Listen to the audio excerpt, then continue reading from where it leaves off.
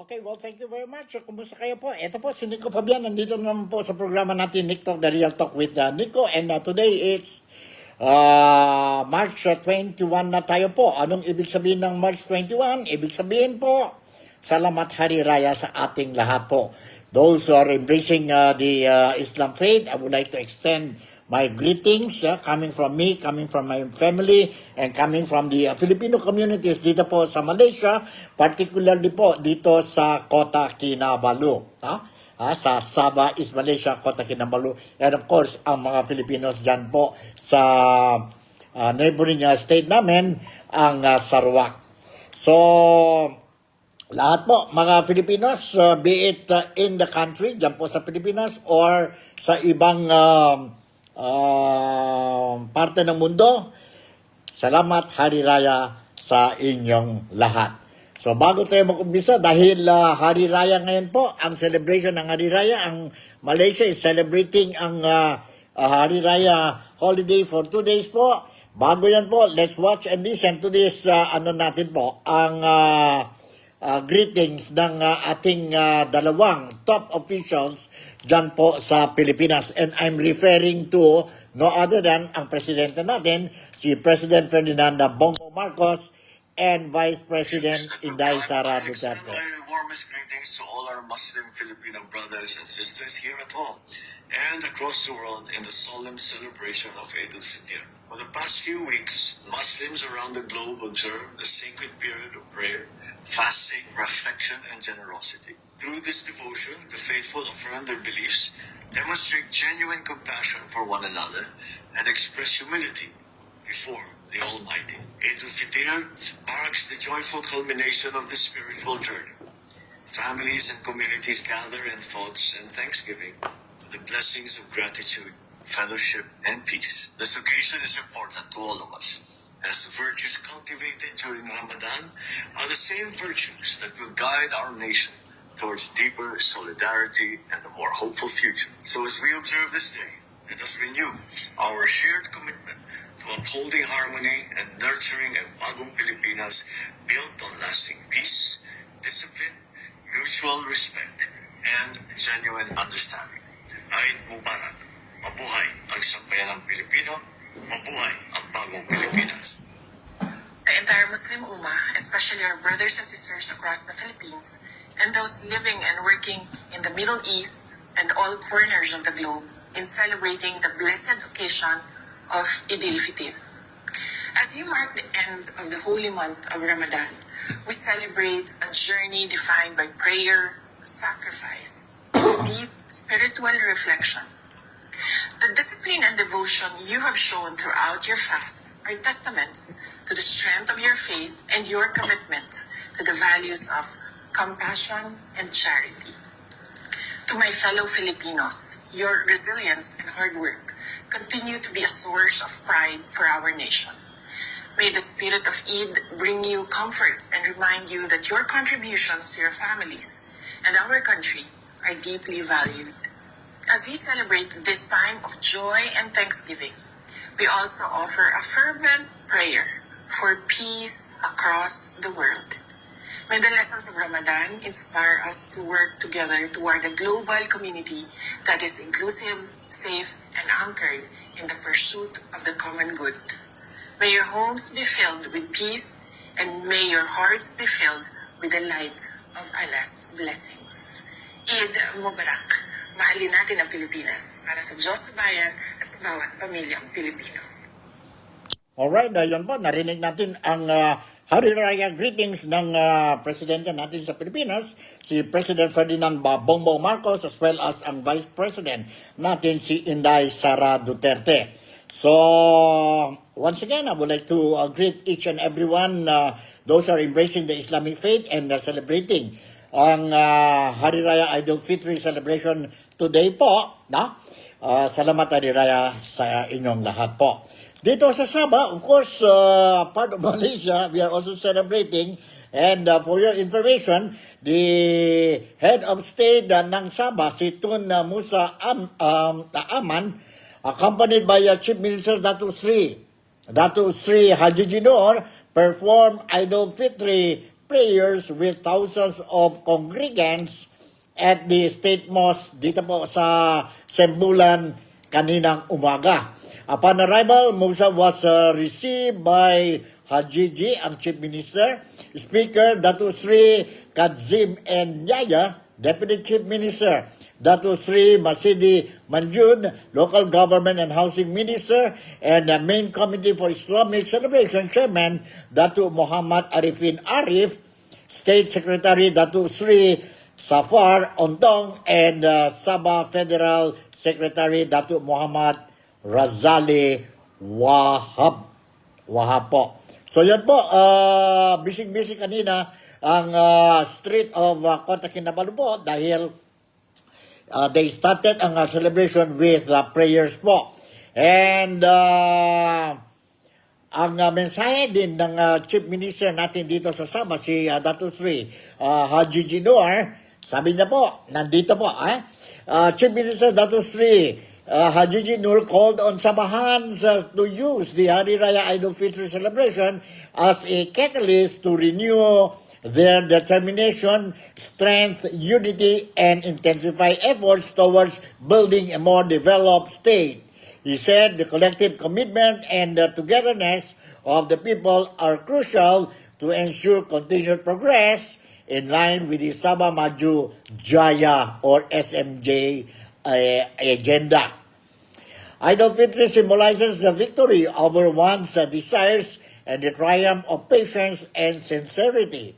It is also the best platform to strengthen ties among families, neighbors, and wider community. In this blessed land of Sabah, Idul Fitri is celebrated in a spirit of goodwill among people of various races and religion. This unity in diversity is our true stand. Yun po sabi ni Chief Minister Dato Sri Haji Jinor sa Hari Raya message na po to all the Malaysian or Sabahans dito po sa Sabah, no? Sa Sabah. So we have been expecting since this morning po, busy ang mga kapatid natin, Muslim and brothers and sisters natin. They are going visiting ang mga relatives niya, and of course marami po mga open houses dito po today and tomorrow and the coming weeks pa po, no? Kasi mahaba din ang celebration dito ng Hari Raya po, no? Ng Hari Raya, siguro hanggang end of the month pa ito ang celebration. But officially, holiday po will be ngayon po, Saturday, and sa Monday po, dapat trabaho na po, but nag-announce si Prime Minister Anwar Ibrahim earlier po that Monday will be a public holiday. A public holiday po. So, ganito po ang celebration ng Hari Raya sa Sabah. Weather condition wise, okay, hindi umuulan, and it's not too hot also. Tamang-tama lang po for mga Muslim brothers and sisters natin will happily celebrate ang Hari Raya Idul Fitri, no? Today. And of course, different people also will be visiting ang mga bahay ng mga celebrants natin po, regardless of the religion, kasi this is a tradition, may open houses and everybody is invited. In fact, ang gobyerno din po ng Sabah is organizing a Hari Raya celebration po for the public. So, that's it. Ganon yan po ang celebration natin. So, okay. Today, I'll be touching ang issue natin kasi Sabado ngayon. And spirit ng merrymaking tayo dahil Hari Raya. And I will not be touching on politics po. No? On politics. But I cannot avoid not to touch ang issue dyan po sa Pilipinas despite that our brothers and sisters embracing ang Islamic faith. They are celebrating itong Hari Raya Idul Fitri celebration. I cannot but just close one eye and forget ang issue natin ng shortage or high price of oil in the Philippines, which is really affecting the lives of every Filipinos po, no? Every Filipinos, no? Be it, siguro ang mga mayaman po, hindi na, no? They're not really badly affected, but definitely, ang ordinaryong Filipino, kagaya ni Ines Villa Delgado, no?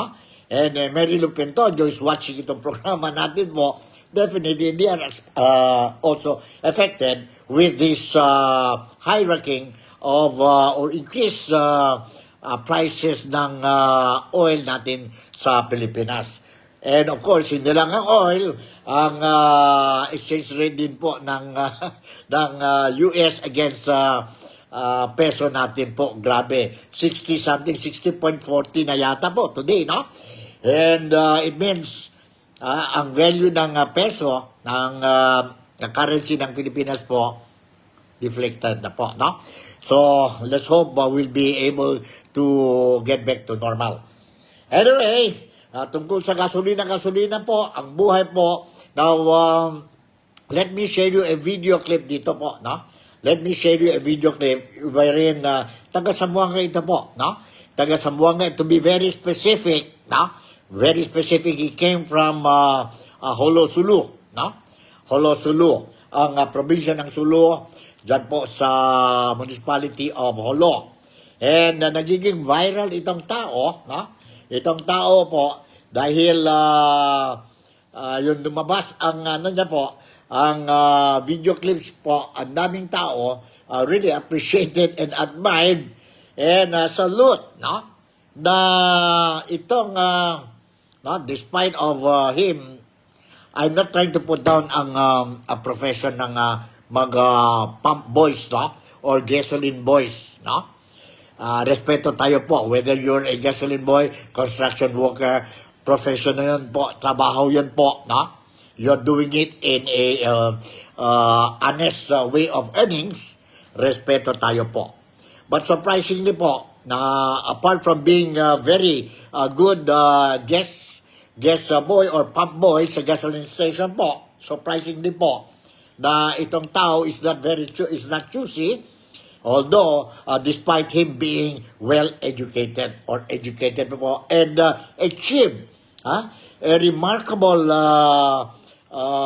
educational achievement during his grade school days, his high school days, and college days po. Nandito, let me share with you po ang report na tungkol itong kapatid natin, kababayan natin po, no? Very humble and we are very proud of him po na nagiging viral siya just recently. Nandito ang video clip that I'm going to share with you po, isang report dyan po sa Pilipinas. Dyan po sa Pilipinas. Let me share with you itong video clip po. Hold on, nandito. Let's watch and listen to this. Hindi na yan makontrol ngayon ng mga DOA kung mag-increase man bawat litro ang mga gasoline station. It is because wala talaga supply unless the DOA will prepare the price protection sa mga gasolinahan. Maraming na-elip sa viral interview na yan ng isang staff sa gasolinahan sa Zamboanga City. At the same time, wala nang dumarating na order from Middle East. So, alam din nila na hanggang April 15 na lang ang fuel ng Pilipinas. May hugot siya. Ngayon, naka one-on-one interview siya ng News 5. Siya si Alkin Dal Amil, 30 years old at taga-Sulu. Si Amil ang supervisor ng gasolinahan. Yung kaalaman ko po sa oil price, minsan kasi may mga meeting kami ni Sir, ganito, nagtatanong ako, Sir, kailan magkakaroon ng price side, ganito. Tapos turuan niya kung saan ako mag-monitor ng price sa world market. Consistent top student si Amil mula elementary hanggang high school. Nagtapos rin siyang cum laude sa kursong BS Fisheries sa Mindanao State University sa Sulu. Pero bago maging supervisor, nagsimula rin siya bilang gasoline boy. Nakita ni Sir yung potential, so inihan ako sa supervision. Kahit na medyo some of the customer na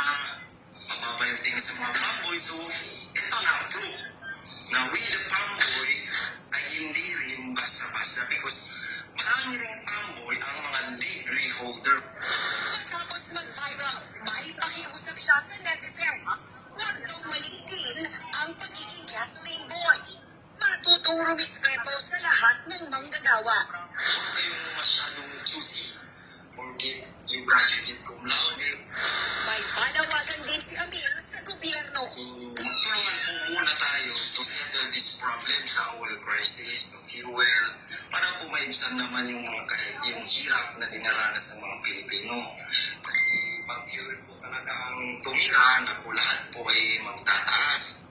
Nagbabalita mula sa Frontline, Laila Chicadora, News 5. Alright, yun po. Ang proud na proud tayo po sa kaibigan natin, kababayan natin po. Si, ano yung pangalan niya? Si Al-Kimdar Emil from Holo Sulu po, no? And he's one of the supervisor na ngayon dyan po sa gasoline station sa Zamboanga City, no?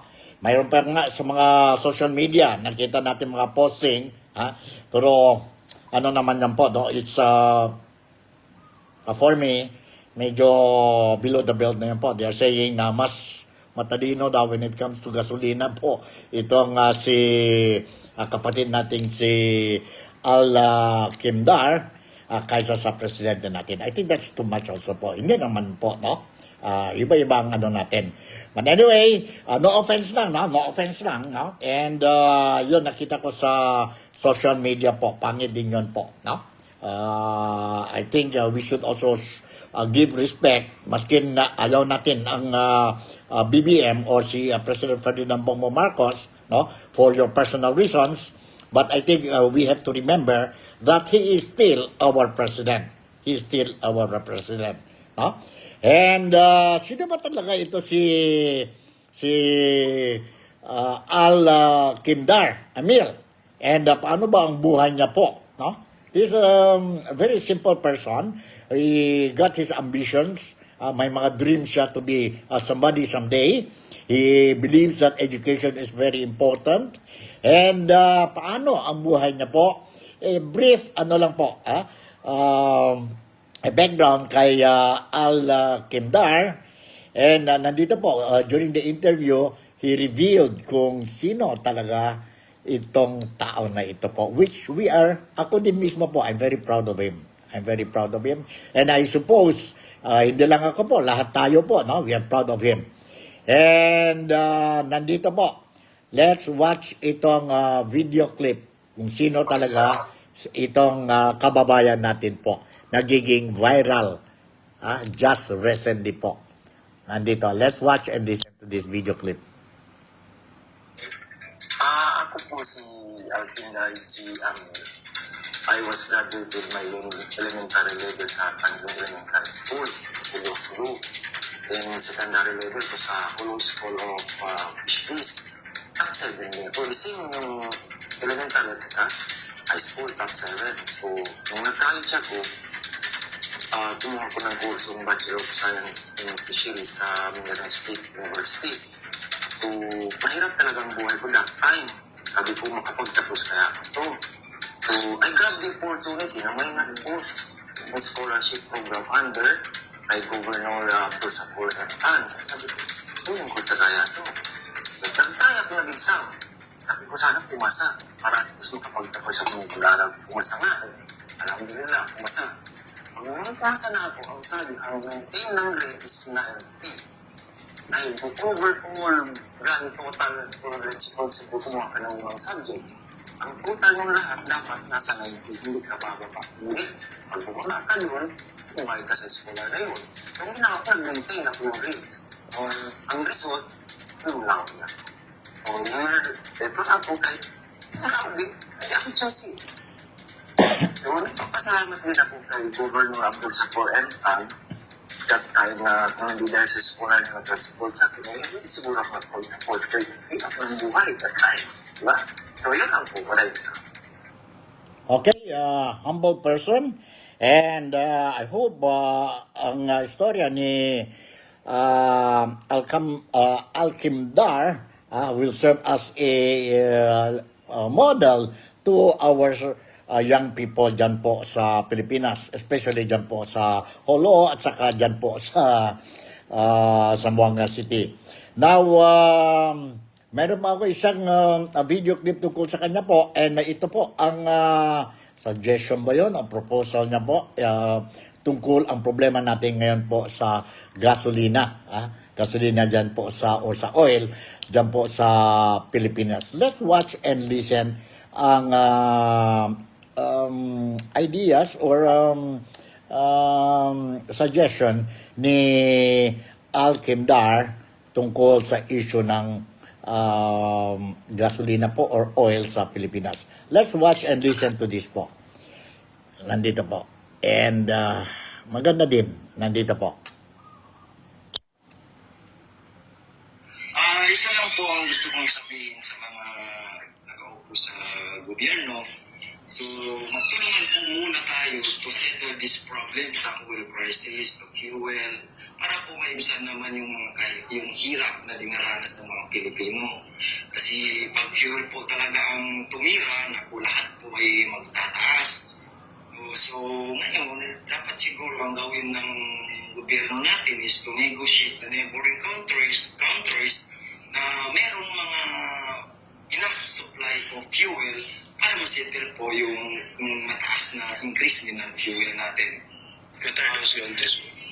So, as of now, para wala talaga galing sa Middle East kasi doon sa Strait of Hormuz wala talaga magkataan. So, ang gagawin siguro ng gobyerno kung ano yung may pinakamalapit na bansa sa atin which may available na supply, makipag-negotiate muna kahit paunti-unti. Pag okay na po yung sigalot sa Middle East, saka po tayo babalik kung saan tayo. Alright, yan po ang suggestion ni Al Kindar sa gobyerno po. Practical lang yun po, very practical idea. And maganda din yun po ang idea niya po. This I also agree with him. So, okay, punta naman tayo dahil sa gasolina, ang mahal ng diesel, ang gasolina dyan po sa Pilipinas, ano naman ang mga negative or domino effect sa buhay ng mga Pilipinos. Isa po is definitely ang tourism sector will be affected, ang business sector will be affected, and presyo po ng daily commodities natin po, essential goods po, will be increased, and it will affect definitely the daily lives of every Filipino po, no? Of every Filipino. And the other thing, very practical din po, no? Alam na natin, Filipinos would always like to enjoy life, especially like today, no? Saturday, Sunday, we want to be with our family, enjoy, make some trips, no? To wind up. Now, dahil sa mataas or expensive to do these trips ngayon po, masking simple trips lang po, na apektado talaga tayo po. So, let me share with you a video clip. Dito po, report ito galing sa mga national media natin sa Pilipinas kung paano ang epekto ng mahal ang diesel, gasolina, ang oil dyan po sa Pilipinas. So, let's watch and listen to this po. To this. At least you will have an idea.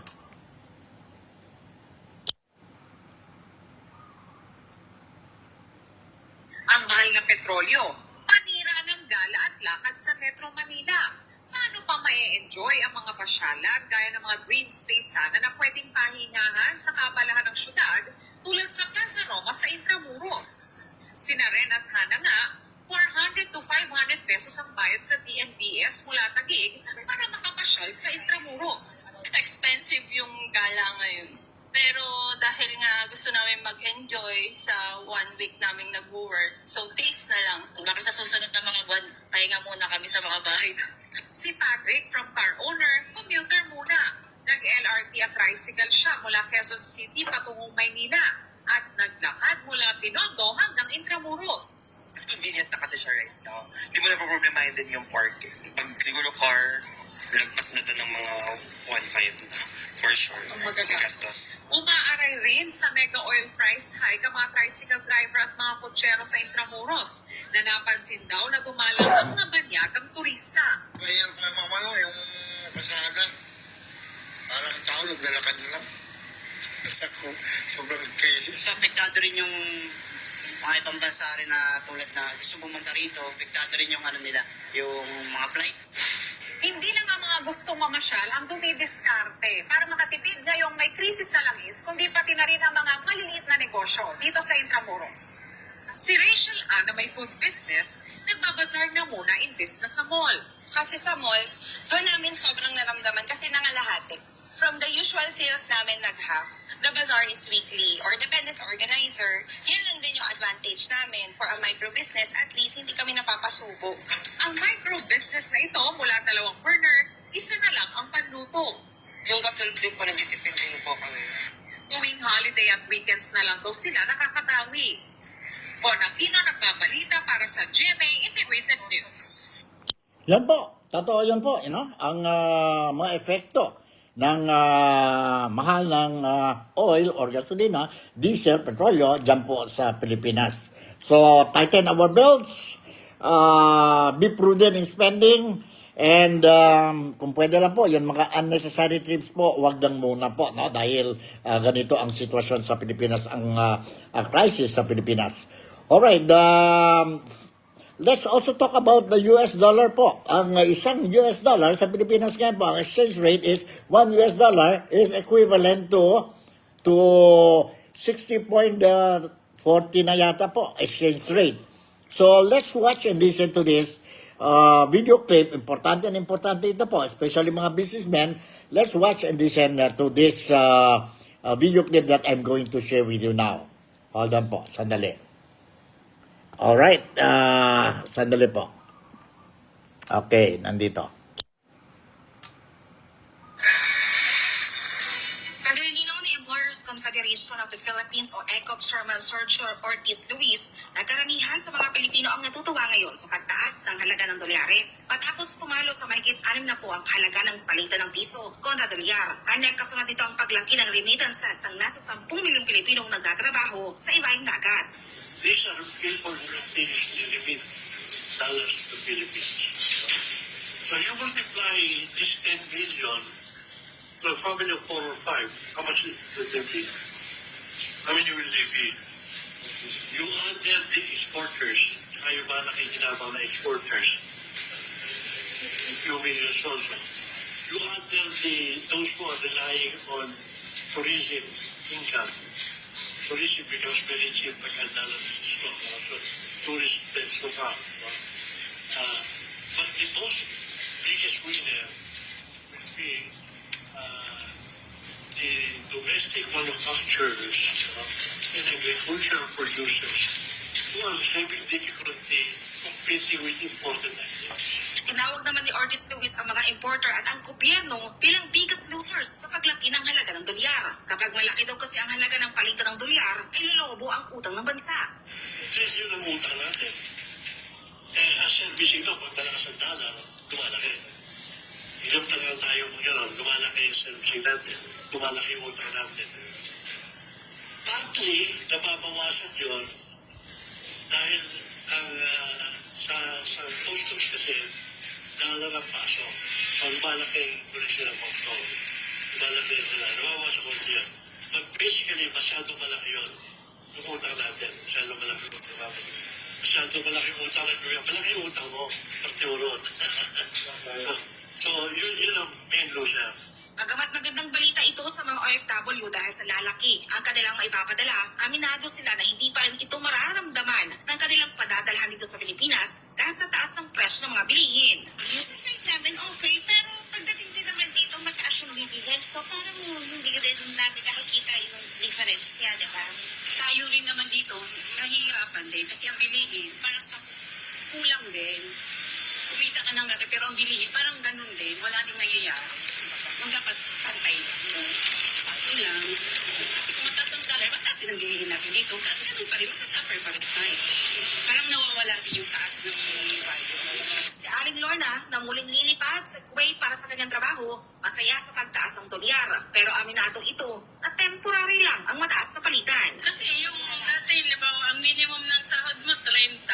Pag tumas yun, dadagdag ng 3,000. O, saan mo pa yun nahanapin? Ngayon lang yung kasigira, babalik din yan sa dati. Hindi rin daw ito natatakot na bumalik sa Kuwait kahit pa nagpapatuloy ang gyera sa Middle East. Nakatakda ang flight ito sa Abril pero nauna na niyang inihatid sa airport ang kanyang asawa na bibiyahe patungong Saudi. Kanya mas natatakot siyang magutom ang kanyang mga anak kaya mas nanaisan niyang makabalik sa Kuwait para doon magtrabaho. Nandun yung pera eh.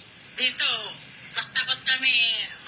Dito kami, mas yung anak namin magugutom. Di bumalik na lang doon, mas maganda. Di kahit gera, at least may pera. Ganito din ang pananaw ng OFW napagbiyahe din sa Middle East para sa trabaho. Ipinagpapa sa Diyos na lang daw niya ang kanyang magiging kapalaran. Basta anyang malaga, ikita siya ng malaki at nakakapagpadala ng malaking halaga ng pera sa pamilya niya dito sa Pilipinas. Malaki nga daw ang papadala pero hindi nila ako dito. Gold. Ginto na talaga. Kaya talagang need. Kahit na nakakatakot, kailangan talaga pa. Si Kuya Pedro nababiyahe sana din ngayong araw patungong Middle East. Pero kanselado pala ang kanyang biyahe. Nagpupumilit ito na makapagbiyahe gawa ng gusto pa daw niyang makuha ang kanyang benefit sa pinagtrabahuan niya doon sa mahabang panahon. Kaya sila naman cancel. Lamang ko naman sa page ng airlines, puro pumunta talaga ako rito para ma-sure ko ba na kung totoo hindi. Tapos yun nga, yung cancel hanggang April 2018. Pero sa April 18, yung Philippine Airlines, possible ka rin makaalis dahil sa gera. Gusto ko balikan yung benefits ko kasi tagal na rin ang panahon na yun. Gusto ko makuha bago mag-settle pa. Oo, maturubutan na siguro. 19 years na rin ako doon. Siguro may 30 years na rin siguro. Samantala ang guro na si Ma'am Fe Pasiona na isang teacher sa UAE, babalik na raw muna ng Pilipinas dahil sarado na sa ngayon ang paaralan na pinagtatrabahuhan niya sa gyera. Ligtas naman sila ngayon doon sa UAE sa kasalukuyan dahil lagi aning nakamonitor ang gobyerno doon. Para naman sa kanya, kahit isa siya sa OFW na makikinabang sa mataas na palitan ng dolyar, mas nanaisin pa rin niya na tumaas ang halaga ng piso. Kasi siyempre, mas okay sa akin na ang home country ko is nagpo-progress kaysa kami ang nagpo-progress. Kasi diba, ilang ba ang population sa Pilipinas? Mas marami kaysa sa OFW. Diba? Although mas marami ang naipapadala, malaki ang naitutulong ng OFW, pero pag kasi okay ang pagbababa ang dollars, ibig sabihin okay ang Pilipinas, so hindi totally nakarely ang Pilipinas sa OFW. Hindi naman daw napigilan ipakita ang kanyang disgusto kay Pangulong Bongbong Marcos Jr. dahil sa kawalan daw nito ng totoong plano para sa mga Pilipino. Ayon kay Ate Fe, karamihan sa mga OFW doon hindi bilib sa kasalukuyang Pangulo. Hindi siya effective maging leader para sa community. Wala siyang ginawa kung hindi to based doon sa hindi to based doon sa ginagawa niya ngayon. Actually, based doon sa mga interview sa kanya, wala siyang matino na project. Wala siyang matino na ginawa sa Pilipino. Wala siyang matino na ginawa sa bayan. Kung hindi, puro lang pangbobola. Pero yung pangbobola niya, hindi pa rin effective eh. Actually, yun nga yung nakakapagtaka. Bakit siya pinapabura ng mga media? Bakit pa rin siya pinapabura ng media? Bakit hindi nakikita yung mga sakit ng bayan, yung hirap ng community? Para sa Diyos at Pilipinas kumahal, Margaret Gonzalez. Alright, yan po, narinig natin po ang mga reaction ng some of the overseas Filipino workers and of course, ang sitwasyon ng US dollar against Philippine peso or currency natin po. No? Basta, kahit may gera, basta may pera. Yun po, kawawa naman mga OFWs po. Ibig sabihin po, wala silang sabihin natin, menos na ang hope po, no? Na makasurvive sila at saka mga loved ones sila kung magtrabaho sila lang sa Pilipinas po. So, depende na sa inyo po how you look at it. Kayo nang bahala. Okay, from itong mga mga reaction po, let's also go sa Ninoy International Airport. Anong latest developments dyan po sa Ninoy International Airport? Airport po. And nandito, sana yun? 108. 108. Hold on po, sandali. Ninoy International Airport, 108. Nandito po, let's watch and listen to this. Hold on. Okay, ito. Kahandaan na ng MIAA at ng New Naiya Infra Corporation ang inaasang pagdagsa ng malaking volume ng air passengers simula sa susunod na linggo. Kinumpirma ni MIAA General Manager Erico Saines na sa ngayon hindi pa naapektuhan ang bilang ng pasahero sa Ninoy Aquino International Airport kahit inaasahang tataas ang airfares. So, nakaready naman palagi ang airport at saka lalo na NNIC na tutulungan naman tayo na pati Department of Transport. Hinahanda naman yung buong paliparan kasi hindi lang yata airport kundi pati pang mga ports, ibang mga bus station. Kaya normal yun gawain namin na.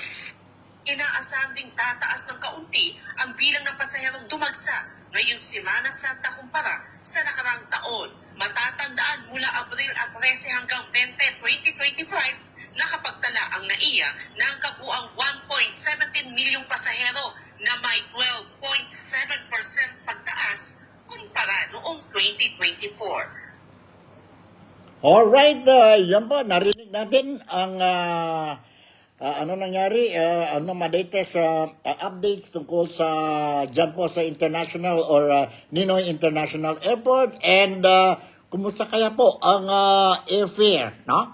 Ang pamasahe sa eroplano po. Nandito, let's watch and listen to this also para malalaman ninyo po, no? Palagi delay ang mga biyahe natin sa eroplano dyan and mahal din ang pamasahe na ngayon po. Let's watch and listen to this po. Asahan na pagtaas ng mga airline tickets sa susunod na buwan ay sa Philippine Travel Agencies Association of PTAA.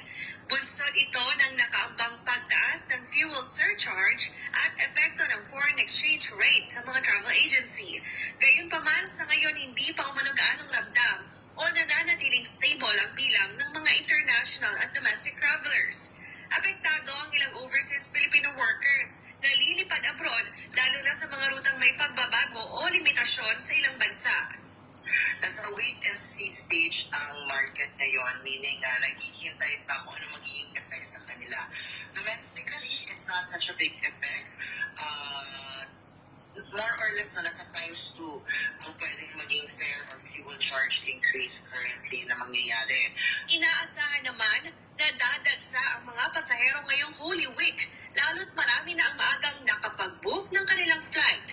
Paalala ng PTAA sa mga nagbabalak bumiyahe, planuhin ng maaga ang pagbili ng tiket upang maiwasan ang posibleng pagtaas ng pamasahe. Now is the time to buy bago pa tumaas ang mga fuel charge early. Nagbabala rin ang ahensya sa publiko na huwag basta-basta maniwala sa mga too good to be true na alok online upang hindi mabiktima ng travel scammers. Hinimok din ang publiko na bumili lamang ng tiket sa mga accredited travel agencies upang masiguro ang maayos at ligtas na booking. So it's very important to work with PTAA. Nagpatulungan din namin kayo. Sa ngayon, mas mataas ang bilang ng mga Pilipinong nag-travel abroad kumpara sa mga lokal na destinasyon. Nangunguna sa mga dinarayo ang mga kalapit bansa tulad ng Japan, Hong Kong, Singapore at Vietnam. Alright, yan po ang latest updates natin tungkol sa pressure. I was made to understand, effective April 1st, no? May bagong mga airfare na tayo po, no? Bago na, increase na po. And let's go sa mga behikulo dyan po sa Manila, no? Sa mga expressway tolls, no? May mga discount ba sila ngayon dahil sa crisis natin, no? Tingnan natin po. May news tayo dito and let me share with you itong video clip po. Nandito po, you hold on.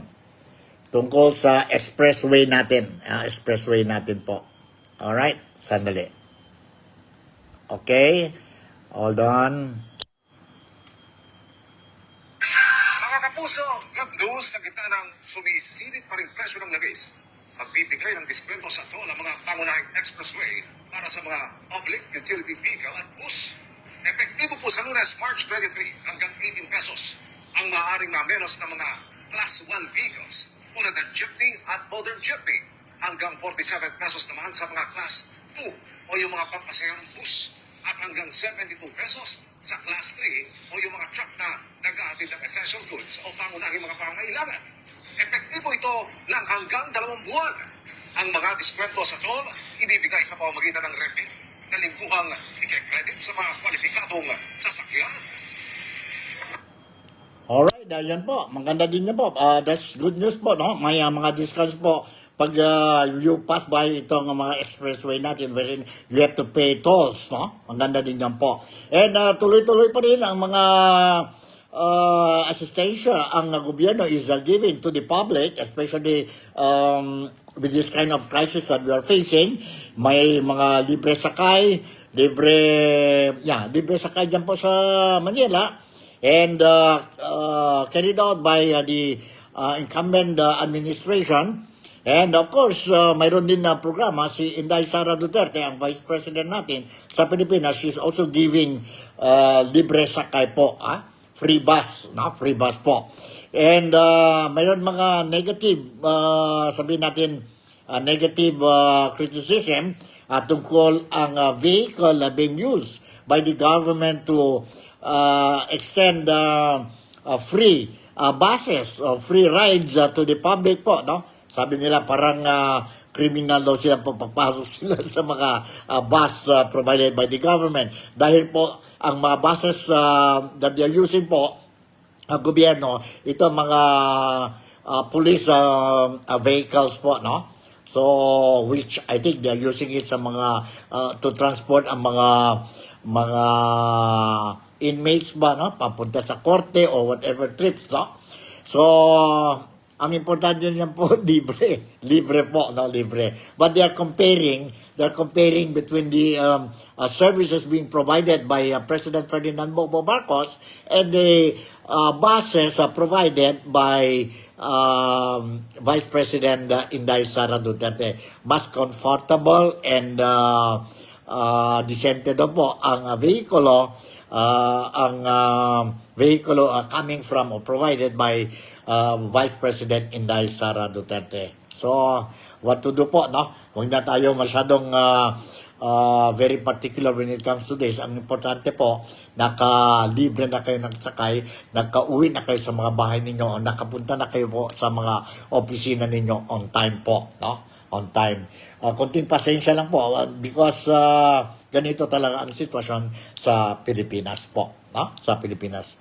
So, eto na po, no? Siguro hanggang dito na lang ang programa natin. And on a Saturday afternoon, enjoy tayo po ang Hari Raya Eid al-Fitr celebration natin. Diyan sa Pilipinas, dito sa Malaysia, sa Indonesia, sa iba-ibang parte ng mundo. Salamat Hari Raya to each and every one of you. And ang mga non-Muslims, let us extend our greetings to our brothers and sisters also po, who is celebrating this yearly event, no? Event po. And let's hope that everything will be running smoothly and back to normal tayo po, no? As soon as possible po. Sana we'll be able to find a long-term solution po to address itong problema natin ng crisis, no? Sa Pilipinas. Hindi lang sa Pilipinas. This is not the fault of the government. Dahil ang conflict dyan po sa Middle East, hindi dito sa atin o dyan po sa inyo sa Pilipinas. So, konting pasensya lang. Let's prolong our patience and let's continue to pray to our Almighty Creator, and let's hope that everything will change for the better. So with this, Nico Fabian would like again to say thank you very much for making me a part of your day today. Ingat tayong lahat po, and let's continue to pray and pray for peace on earth po, no? Importante po. There must be love and peace on earth po para okay din ang buhay natin. Malaysia, Sabah, the Philippines, God bless us all. Bye, and I'll see you in my next episode. Don't forget, I love you all.